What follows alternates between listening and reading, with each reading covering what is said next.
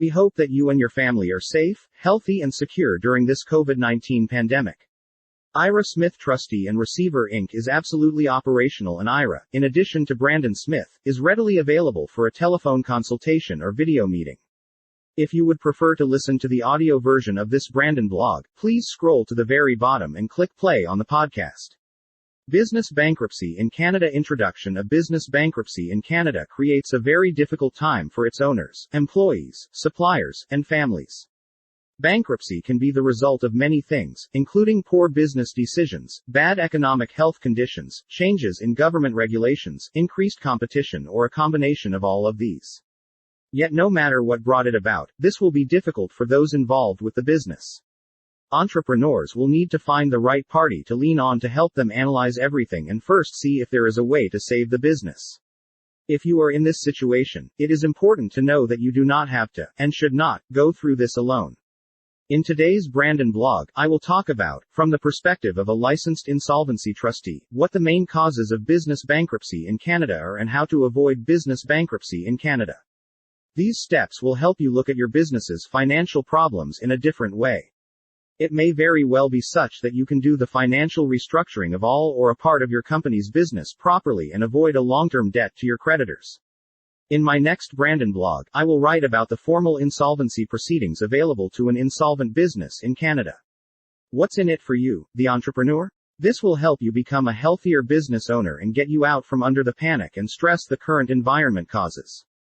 Bankruptcy versus insolvency. Regular readers of my Brandon blog will know that I briefly describe the difference between in many blogs. Before going any further, it will be helpful if I just give you a refresher as to the distinction between the two. Bankruptcy versus insolvency is two extremely different things, although people often say them thinking they mean the same thing. Insolvency refers to a circumstance where an individual or company has more debts than assets.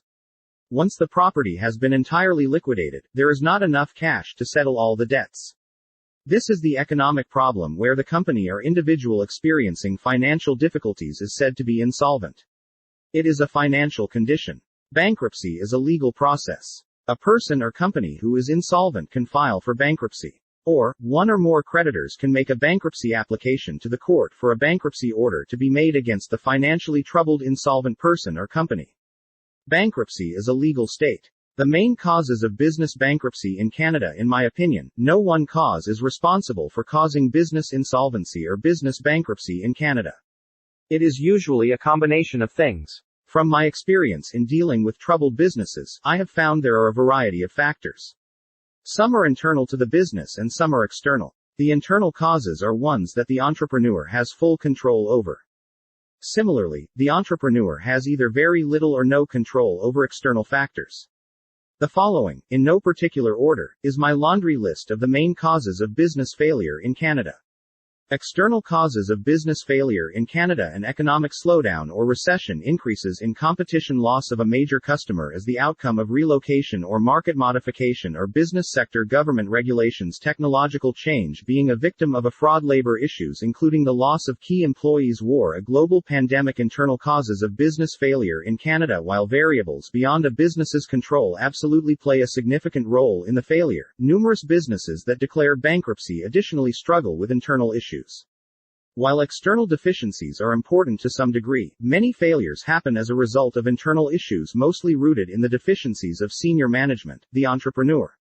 Internal root causes of bankruptcy can be categorized as consisting of troubles associated with lack of sufficient business monitoring abilities, firm strategies that don't work, growth and acquisitions that did not work either because of overpaying or lack of funding to support the new business growth and activity, lack of proper financial planning, business administration and record keeping deficiencies, human resource errors, lack of proper advertising and marketing, undercapitalization, lack of proper cash on hand and financing. Insolvency for business. There are three types of business arrangements before getting into the strategies that insolvent businesses can use to avoid business bankruptcy in Canada, and to discuss how business bankruptcy works. Keep in mind that there are essentially three kinds of business setups. They are: proprietorship. A proprietorship, also known as a sole proprietorship, is a business entity owned by one individual. There are few formalities to create a sole proprietorship, and many businesses start as sole proprietorships, particularly small businesses. As a sole proprietorship generates profits, the owner is taxed personally on the income. The main disadvantage to this form of business is that you are personally responsible for all of the business debts and obligations, which means that if you don't pay the business bills, your creditors can sue you personally, and if they get a judgment, seize your personal property, whether it is used in the business or not. Partnership. A partnership is like a proprietorship, with one main difference. The difference is that it involves two or more people. They share the business profits or losses under an agreed formula. The method used to share profits and losses tends to be based upon each person's value to the business. Just like in a proprietorship, the partners are personally responsible for the business financial obligations. Corporation. When you incorporate a business, you create a corporation. The company is a different legal entity from its owners, the shareholders. That means shareholders are not responsible for the unpaid debts owed to the creditors of the company or its business. The only exemption is that if an entrepreneur shareholder directly guarantees a debt of the company, such as a business loan, then that person is also liable. In the event of default, the lender can require repayment from both the company and the guarantor. Generally, shareholders just risk the cash they used to purchase the shares of the company and any funds they may have loaned the company. Business bankruptcy in Canada. Business bankruptcy in Canada. How to avoid bankruptcy and save your business. Now that we understand what can go wrong in a proprietorship, partnership, or corporation carrying on business, we need to look at what some fixes may be. Not every business needs to go into bankruptcy due to financial difficulties. The first decision point is if your business is still viable. Is there still a vibrant market for the goods or services your business provides? If yes, then you have something worth trying to save. Here are the steps I recommend taking in analyzing your business to save it. 1. Assess your business cash flow. When looking at the overview of business cash flow needs, it is important to have a clear understanding of your business structure, the services or products you offer, and the number of clients you have. Knowing this information will give you a clearer picture of your cash flow requirements. You must understand your business's cash flow needs. The very best method is to develop a reasonable monthly cash flow forecast. This is a record that details your business's monthly forecasted income and expenses on a cash basis for the next 12 months. This will be an important part of establishing an organization strategy, which will be a guideline for how to improve your business's financial position. 2. Assess your assets for funding or liquidation opportunities. One of the most important things a business owner should do when looking for ways to raise cash is to seriously assess their current financial position. A company's assets continue to change over time, and a good business owner will regularly review these figures to make sure the company is in the best possible financial shape to raise cash. This process is called asset analysis, and it can help a company identify where and how to obtain the best possible funding. Perhaps you need to focus on shortening the period of time it takes to collect accounts receivable from your business debtors. Maybe there is either redundant or slow-moving inventory that can be liquidated. Perhaps there are some fixed assets not in use that can be sold to raise cash. When your business is in trouble, you can't think about the fact that you may be taking a loss on the sale of inventory or other assets. The name of the game is that you need to raise cash today. If you no longer can use certain assets to produce revenue for your business, it may just be time to sell them to raise the much-needed cash. 3. Take a critical look at all your business expenses. Take a critical look at all your business expenses is a sentence that is quite hard to start your day with. It's a sentence that will lead you to an endless stream of thinking of all the ways you can do to save money. It's a sentence that will make you question yourself if you are using your cash flow most efficiently. It's a sentence that will make you think that you might be doing more harm than good to your business. Nevertheless, it is a must. Businesses in most industries, regardless of firm size, have been hurt badly due to the COVID-19 pandemic. The credit crunch is in full swing, and it's easy to see how your business has been hit hard. You may not be able to do anything right away about your debt payments, but there may be other opportunities for cutbacks. If your business has seen its financing alternatives run out, it's important to take a hard look at your costs. Are you spending too much on advertising, marketing, staff wages and salaries, management salaries, or supplies? You need to take a critical line-by-line look and eliminate enough costs given current revenue and market conditions. The cuts will not be easy, but many families' lives depend on your business continuity. You need to take the time to sit down and look at your expenses to see where you must cut back given the current business environment. 4. Is renegotiating or at least getting a moratorium on some business loans or leases a possibility? You're a business owner and you're asking yourself whether you ought to try to renegotiate loans or leases. The answer relies on a variety of aspects. You may be bumping up against your business credit limits and know you must try to reorganize your financial debt and cash flow. It is certainly something that must be thought about, since it for sure will certainly be if your business enters into an insolvency proceedings restructuring program with your creditors. So look critically at this option voluntarily. It may not be possible to achieve, but at least you will know that you have thoroughly canvassed the possibilities. 5. Is it possible to create a new cash flow stream using the existing skill sets and staff until the economy turns around? It's not uncommon for struggling businesses to experience cash flow problems. For example, a business owner who takes on too much debt may suddenly find themselves paying far more interest than they can afford, and the business is now burning through money every month just to keep their creditors at bay. Sometimes the business owner may simply have too many creative ideas and not enough time to take them to fruition. This can cause them to take on new projects before they can finish the ones they've already started. Rather than focusing on many new projects, look at what new twist on what you already do can be implemented to meet current market demand just to bring in some additional cash from a new source. This may very well save your business until more permanent changes can be implemented and/or the marketplace and the economy turns around.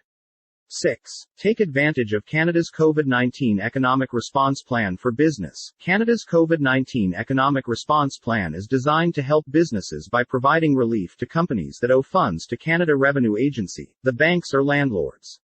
It is also intended to try to keep Canadians working. The plan was introduced in 2020 in response to the pandemic and has been revised several times since then to help struggling businesses in Canada. The Canadian government's Covid-19 Economic Response Plan is designed to help the small and medium-sized businesses struggling to survive the impact of the economic downturn. The program offers business owners a chance to hit the refresh button on their business's finances with a package of tax credits, interest relief and plain old money to help them with their outstanding debts. The program is designed to help all Canadian businesses in general. I have written many blogs already on various Canadian government programs for business, such as the Canada Emergency Business Account, CEBA Canada Emergency Rent Subsidy and its predecessor program Canada Emergency Recovery Benefit, CERB Canada Recovery Benefit, CRB Canada Emergency Wage Subsidy, CEWS. There's been no spike in personal and business bankruptcies, but surge is expected. There are many businesses across Ontario considering bankruptcy as they sit on the sidelines from the COVID-19 financial impact, according to the Canadian Federation of Independent Business, CFIB. Businesses need to start making revenue again, otherwise they're just not going to survive, said Ryan Mallow, CFIB's Director of Provincial Affairs for Ontario. As I previously reported in my Brandon blog, small businesses in Canada accumulate massive debt due to COVID-19. Since the start of the COVID-19 outbreak in March 2020, small businesses in Canada racked up $135 billion worth of debt to stay afloat. 7 in 10 small businesses in Canada have actually borrowed money because of COVID-19. The average is almost $170,000 per business, according to a new survey released by the CFIB. In total, small businesses in Canada currently owe a cumulative $135 billion. This is the perfect segue into my next Brandon blog. I will be talking about what the insolvency proceedings and bankruptcy proceedings options are for businesses, be they a proprietorship, partnership, or corporation. Based on the various business types, it will include business insolvency options for personal insolvency, personal bankruptcy, corporate insolvency, and corporate bankruptcy. That Brandon blog will be of a more practical nature in how the various personal and debtor company business bankruptcy in Canada and insolvency options work. I feel this is a good time to talk about this in my next Brandon blog because right now the insolvency statistics show that notwithstanding the tough economic slowdown, insolvency filings are low. I don't believe the insolvency rate is low, but right now federal government support is masking the true economic health of Canadian businesses. Business bankruptcy in Canada. Business bankruptcy in Canada summary. I hope you enjoyed the Business Bankruptcy in Canada Brandon blog post. You may be very upset and frustrated over this. You may have been directly affected by the course and employee downsizing.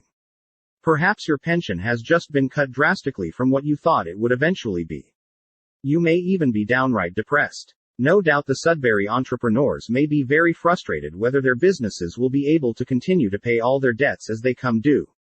Are you worried because you or your business are dealing with substantial debt challenges and you assume bankruptcy as your only option?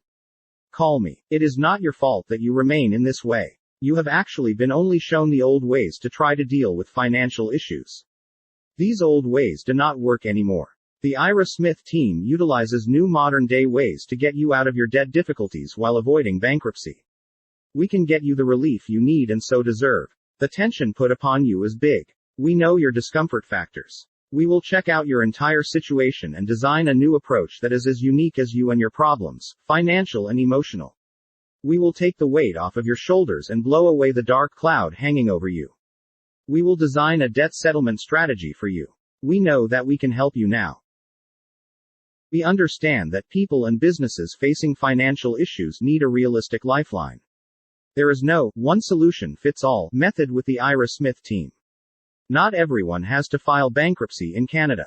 The majority of our clients never do. We help many people and companies stay clear of bankruptcy. That is why we can establish a new restructuring procedure for paying down debt that will be built just for you. It will be as one of a kind as the economic issues and discomfort you are encountering.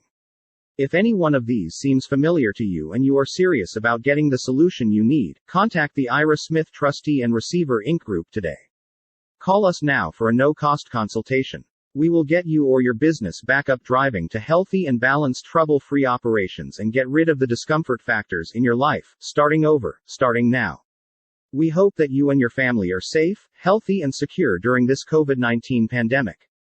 Ira Smith Trustee and Receiver Inc. is absolutely operational and Ira, in addition to Brandon Smith, is readily available for a telephone consultation or video meeting.